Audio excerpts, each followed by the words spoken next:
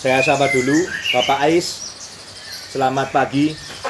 Langsung saja ya, Pak Ais ini minta solusi untuk induk betina yang buang anakan. Nah jadi gini, Pak Ais mungkin harus lihat YouTube saya yang sebelumnya, tapi saya coba ulas lagi secara garis besar. Jadi betina buang anakan itu ada beberapa sebab. Kita ngomong sebab yang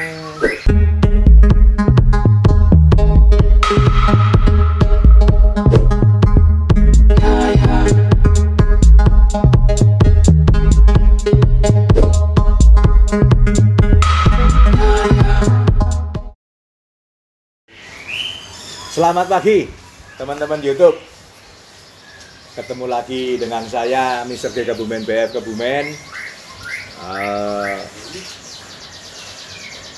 Di pagi ini seperti biasa, karena ada teman-teman dari YouTube yang mengajukan pertanyaan, saya coba membahas sesuai dengan pengalaman saya yang di sini. Kita sharing-sharing. Jadi ada empat ini teman-teman yang setia di YouTube saya yang mengajukan pertanyaan. Saya sapa dulu Bapak Ais. Selamat pagi. Langsung saja ya, Pak Ais ini minta solusi untuk induk betina yang buang anakan.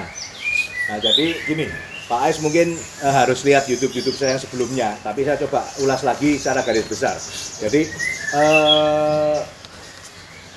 betina buang anakan itu ada beberapa sebab. Kita ngomong sebab yang intern. Intern itu di dalam kandang. Di dalam kandang dulu. Jadi pertama, kemungkinan itu ada kurang asupan makan atau asupan makannya terlambat. Kalau asupan makannya terlambat, anaknya rata-rata dibuang. Itu yang pertama. Yang kedua, di dalam bupon atau di dalam kandang itu ada hewan pengganggu. Yang pernah terjadi di tempat saya itu sampai ada tokek masuk. Mungkin tokeknya kecil masuk, jadi gedenya di kandang gitu. Jadi kalau ada hewan pengganggu juga akan dibuang anakannya. Itu yang kedua.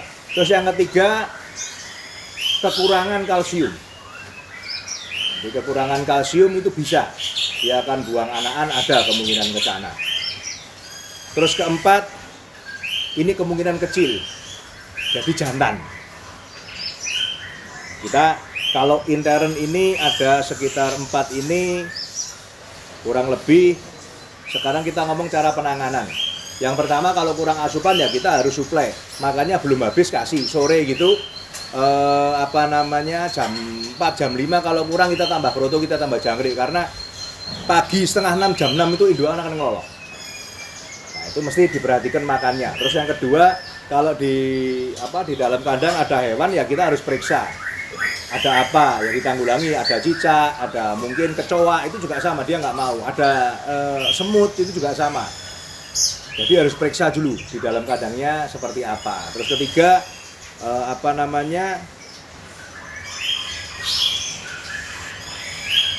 ada pengganggu. Ada pengganggu yang di dalam kandang. Nah, ini juga harus dicari dulu apa yang mengganggu di dalam kandang. Terus kalau memang dia kurang kalsium, bisa ditambah kalsiumnya, diberi kulit telur puyuh atau ditambah kalsium yang ditabur, yang putih. Bisa ditabur di jangkriknya, bisa ditabur di krotonya. Jadi itu sebab induk betina buang anak yang intern di dalam kandang. Terus yang kedua,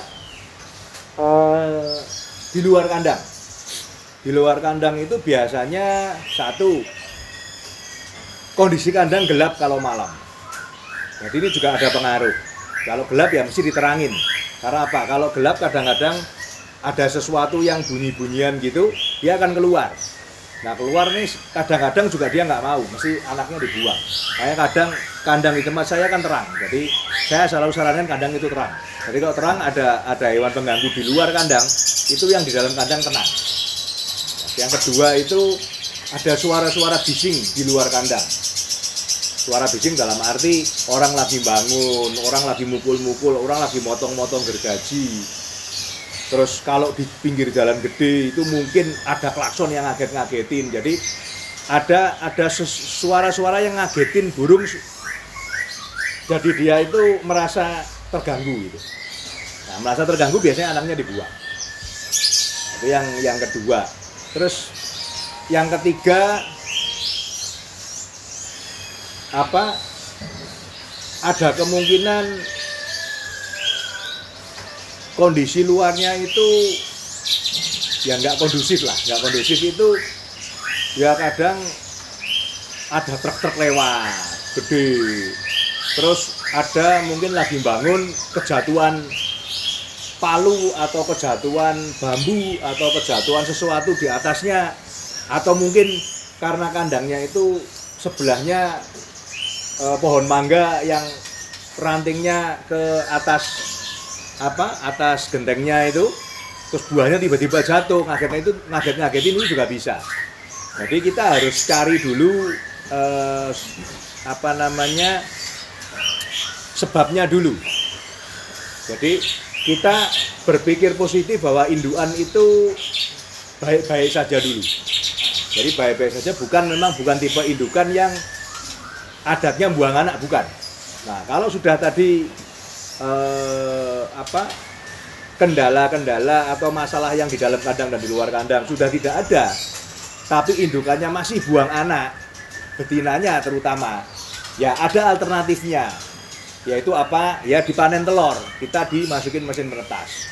Itu kalau memang itu induknya mewah ya. Tapi kalau induknya nggak mewah ya sudah ganti betina aja. Itu jalan terakhir seperti itu. Jadi ini mungkin bisa menjawab sharingan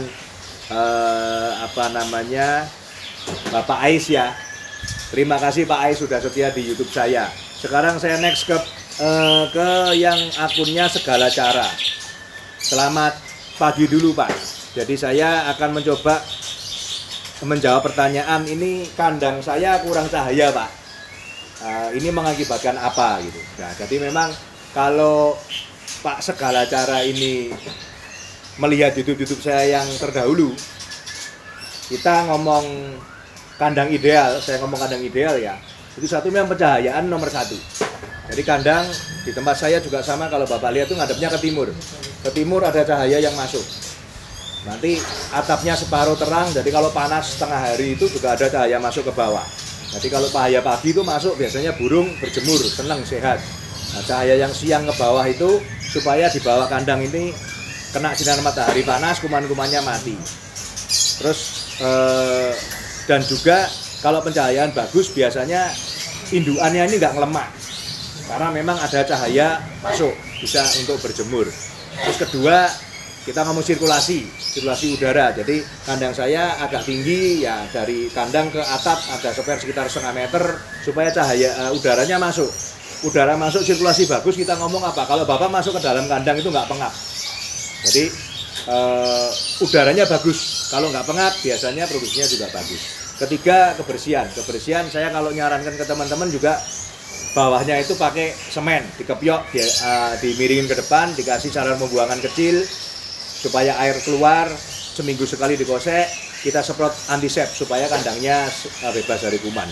Jadi kalau tadi pertanyaannya kalau kandang kurang cahaya itu akibatnya apa ya? Kemungkinan pertama itu ya pasti kurang sehat ya, secara indukan kurang sehat. Kalau indukan kurang sehat ya kemungkinannya ngelemak. Kemungkinannya sakit. Dan kemungkinannya lagi produksinya pasti nggak bagus.